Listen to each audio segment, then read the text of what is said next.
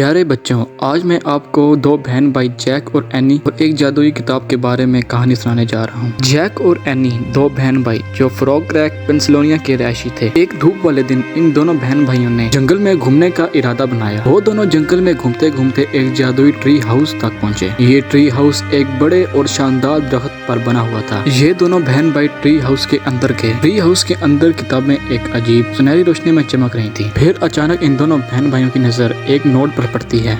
इस नोट पर मॉर्गन लीफे की तरफ से लिखा हुआ था कि जो इस किताब की तरफ इशारा करके कहीं भी जाने का इरादा करे तो वो वक्त और जगह की हदूद से आज़ाद होकर कहीं भी जा सकता है। एनी और जैक ने एक कदीम मिस्र के बारे में किताब खोली।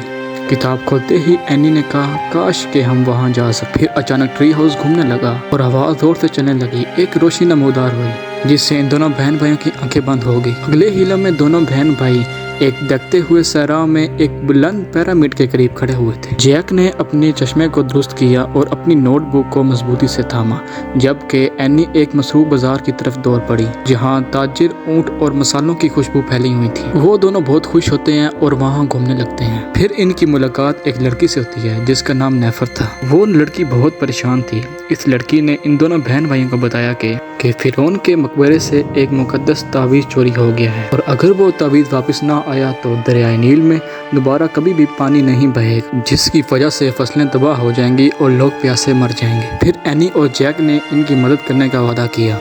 वो नेफर के साथ पिरामिड की तरफ रवाना हो गए।